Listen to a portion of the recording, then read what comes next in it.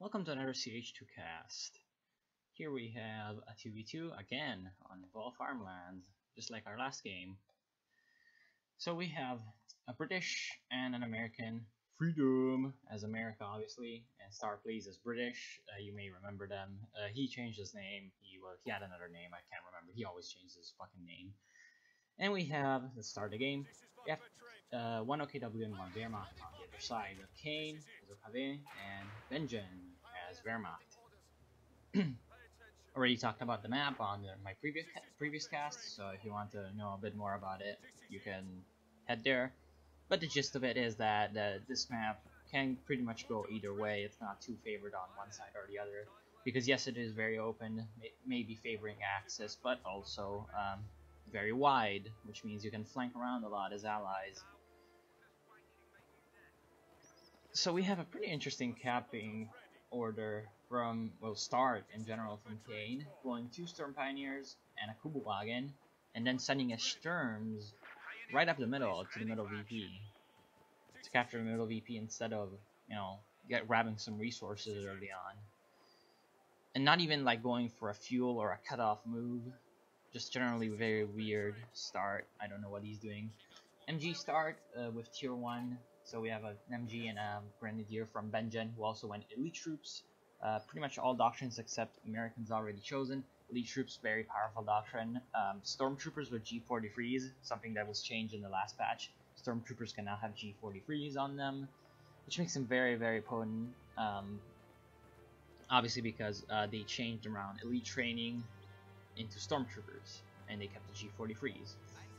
Very powerful stealth unit. Pretty much an alternative to P-Grens at this point. And then the Tiger Ace, very powerful late game vehicle. Can have it even if you don't have that much fuel, so that's always good. Luftwaffe ground forces, pretty much the most popular by far doctrine for the OKW right now. I see pretty much everyone use it, without exception, except a little bit of scavenge.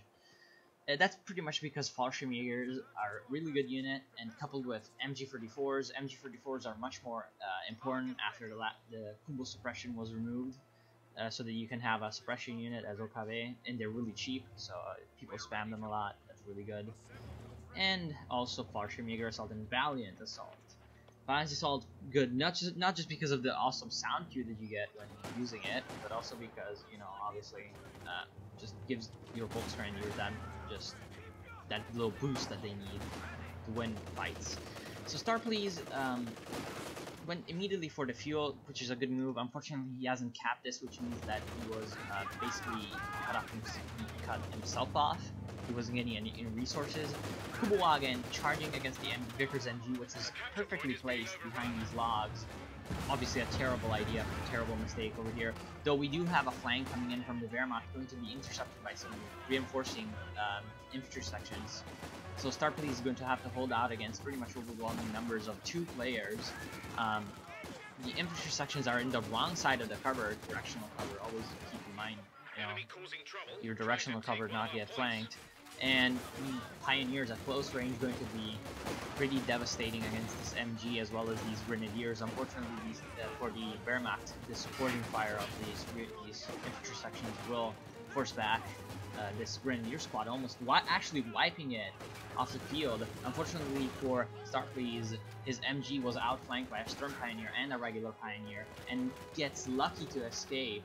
It really should have died there from that pretty good flank from 2 players. So good teamwork there. Freedom, floating a shit ton of manpower for no reason. Fuck you.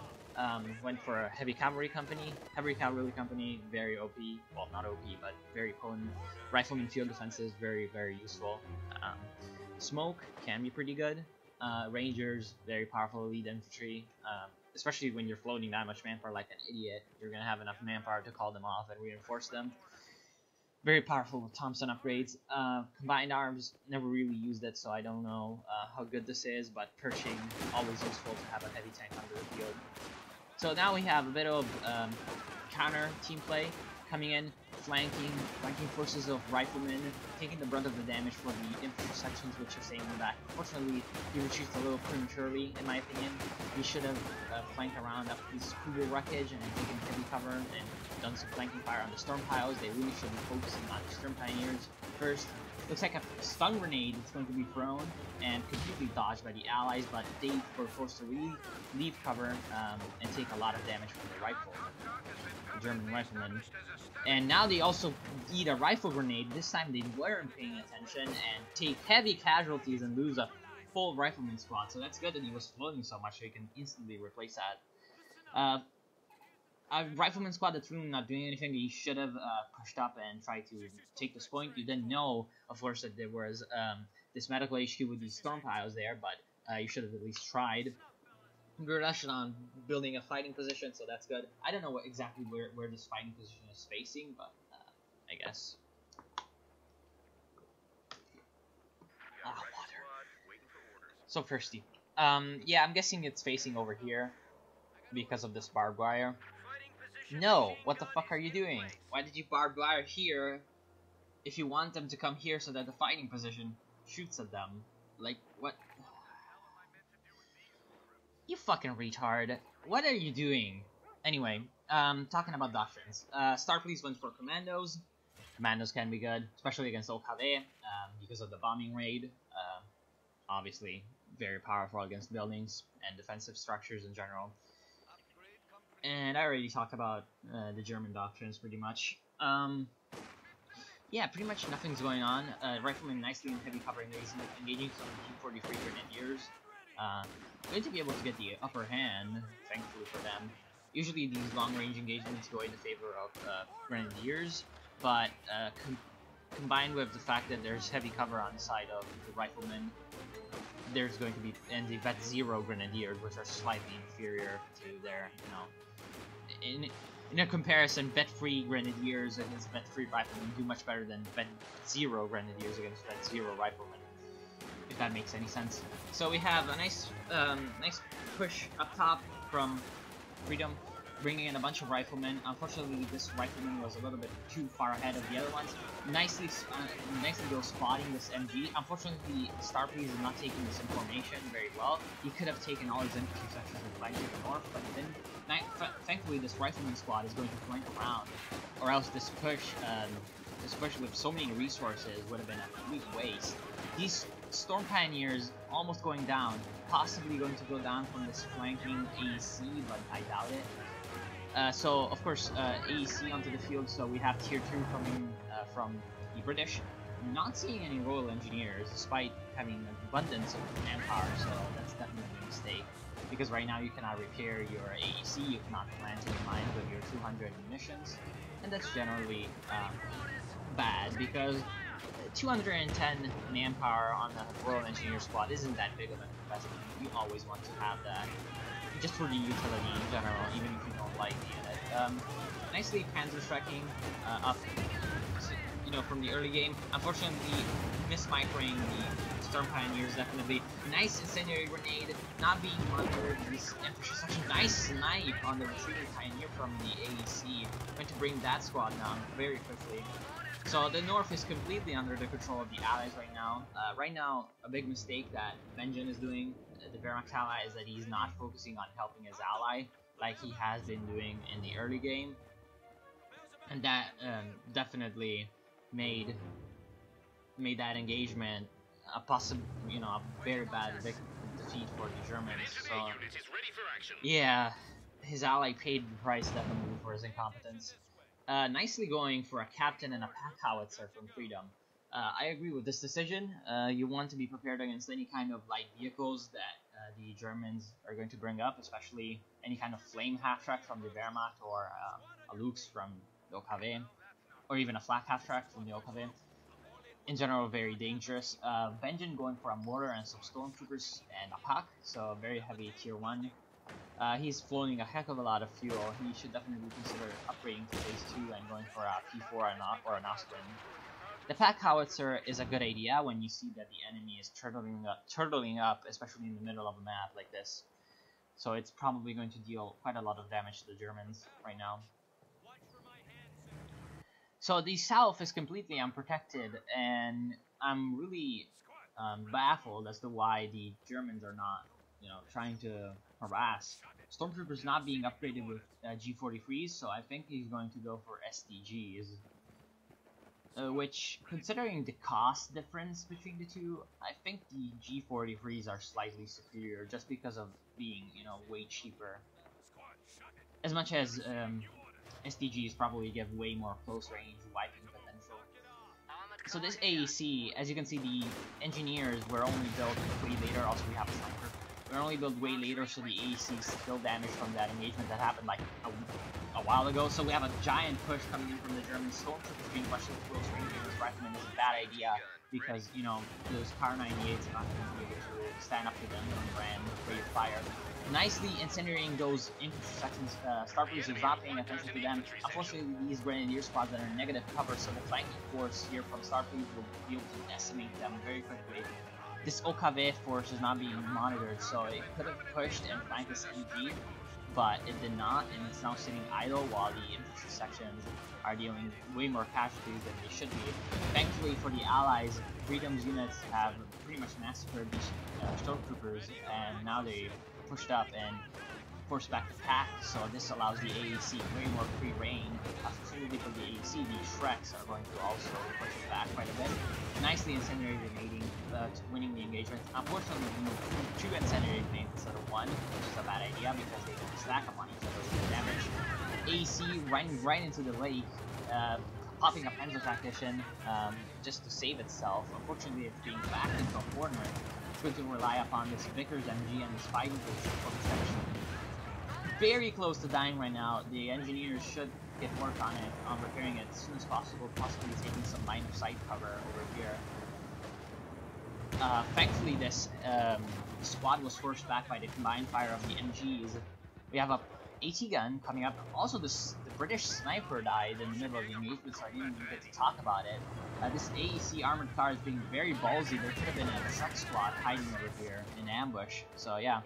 Thankfully, Freedom decided to harass a little bit. Again, I still don't know why the Germans are not harassing the south, not even trying.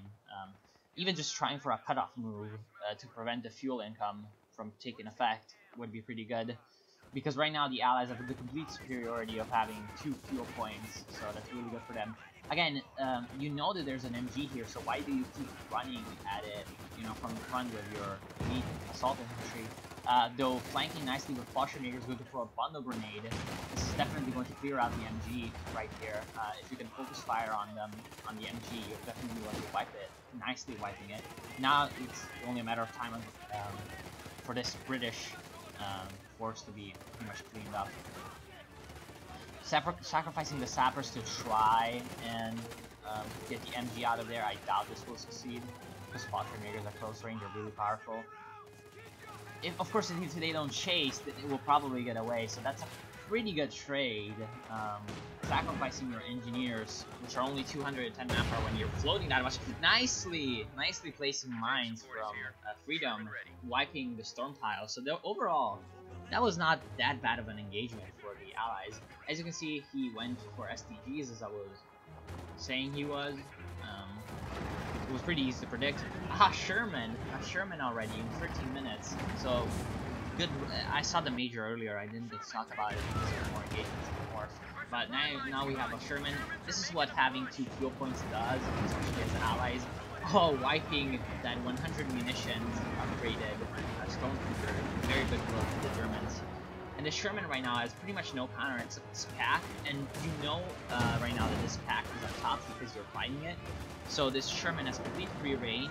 It looks like they elected to come up top to support this engagement and probably flank the pack and try to deal a death blow to the German forces up north. Right now this engagement is going pretty much evenly. Allied infantry being kept at extreme range, which is usually not that great, but it's working out right now because of the infantry sections. Sherman shooting at the pack and nicely dodging, bouncing a shell, which allowed it to survive allow the Tenjin to survive that Panzerfaust. The pack is attempting to reposition, and that's a terrible mistake because the Sherman take the opportunity to come in and wiping it. Very good play from the Sherman. And now the Sherman is completely uncontested, wiping out another Grenadier squad. Oh my god. This Grenadier squad is also probably going to go down because there's really no anti-tank on the field for the Germans. There's only the Shreks and no Raketten workers, so the pack and the Shreks are the only AT, and the Shreks are still a mile away, so Sherman already racking up 15 kills and pretty much putting the Germans into a terrible situation where they don't really have any counter to this. And now they're going to overinvest into anti-tank and pretty much be forced back by ever-increasing allied infantry like these Rangers that are called in. What's Starfleet's doing? He's building a Cromwell. That's a good idea. We want to double down on the early armor as soon as possible in this kind of situation. And yeah, right now, usually what I would say is going for only the flanks is a bad idea, but when you have against an enemy that turtles in the center, instead of using the position in the center to outflank you and just keep you on your toes on both flanks, harassing everywhere, yeah, pretty much going for the flanks paid off completely. Nicely throwing an incendiary grenade. Again, the incendiary grenades have been doing pretty well for the Germans, especially because of the missed micros from the Allied side. Where's the Sherman? Sherman completely repaired, ready to get, back into the fight. One Shrek squad was already forced back, and the other Shrek squad is almost dead. It's going to retreat before he can even get a shot off. It's probably going to get wiped right now by the Sherman HE shells. Standing in negative cover is a terrible idea, especially against the Fallschirmjägers. Though the Fallschirmjägers are inadvertently going to push them out of the negative cover with a grenade. Now they're going to be pretty much massacred by the Rangers and the Sherman. Nicely blocking the retreat path of the Sherman. Body blocking, very good. Wiping the Fallschirmjägers off the field completely.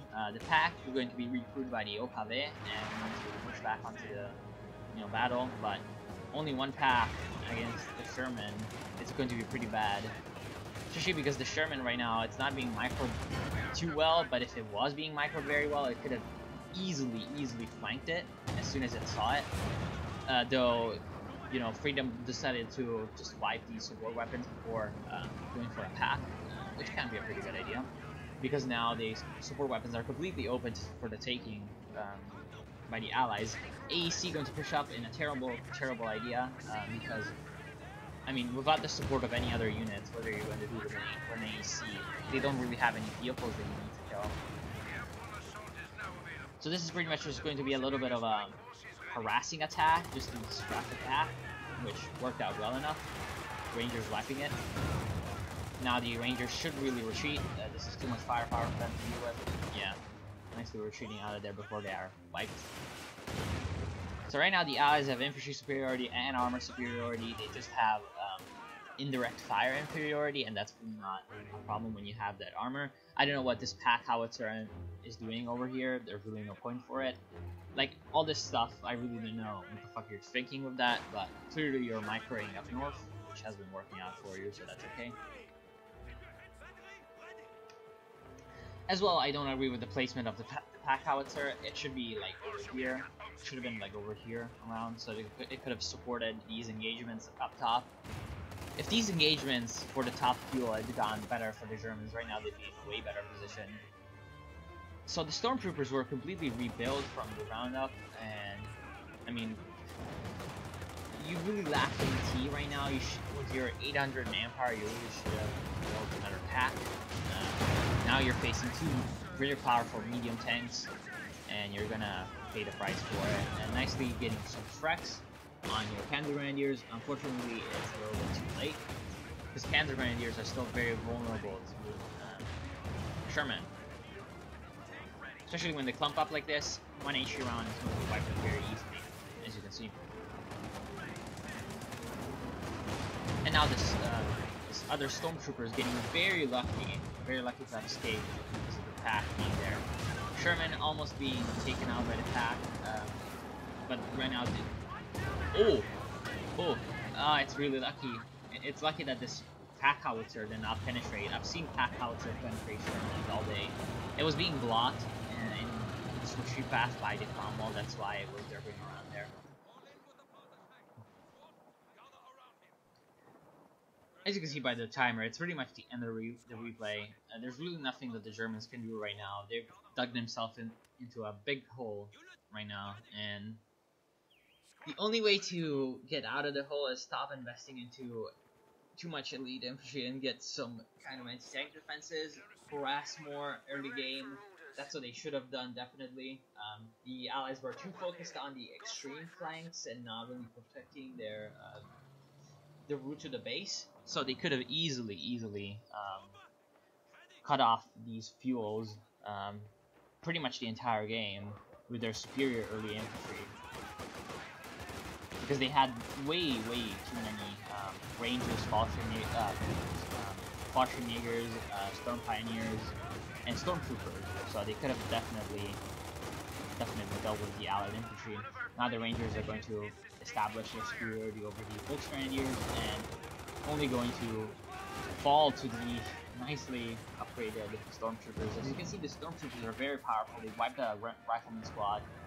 But in this kind of a situation, when you know that there's also a finally harassment attempt from Fallschirmjägers of all things is going to fail. But yeah, you should have done that way earlier. And here, not here.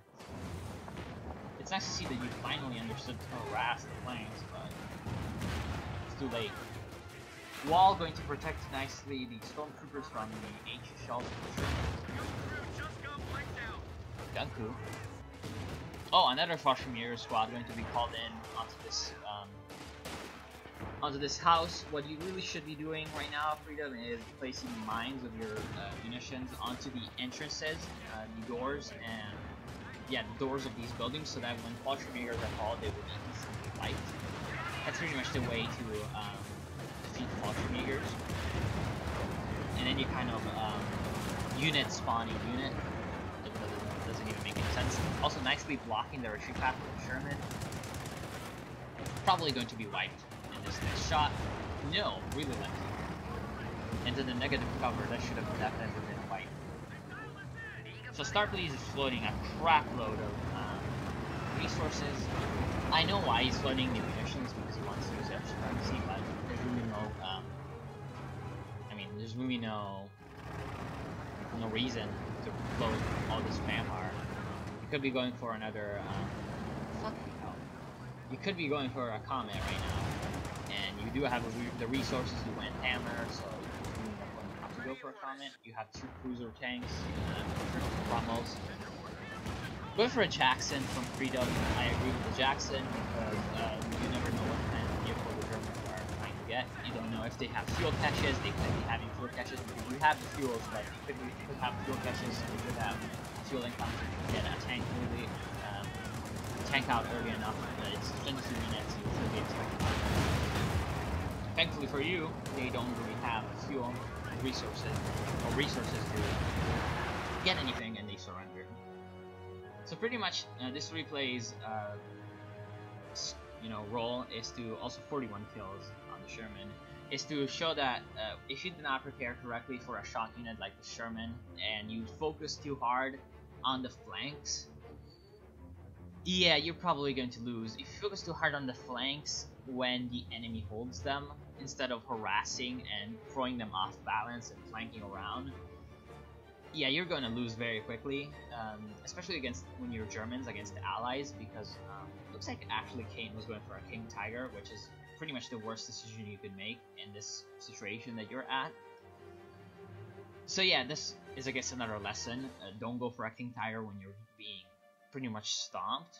Go for a Panzer IV instead. So that's another important thing to remember. And yeah, pretty much that. Also, the powerful captain tier kind of deterred any kind of light vehicles from the Germans, but there was really no reason not to go for any light vehicles as Germans. They did have the infantry superiority, so they could have definitely pushed for even an early win against the Allies had they cut off the fuel income and defeated, microed a little bit better in those fights and defeated more of the Allied forces and taken their support weapons. Their support weapons and defensive positions were definitely a thorn in the side of the Germans. And yeah, pretty much that. Prepare better for any kind of early vehicles. Also don't float, because this floating is like terrible. So it was nice. Nice little game, just to show a little bit of a couple points. And yeah, thanks for watching, and I hope you enjoyed.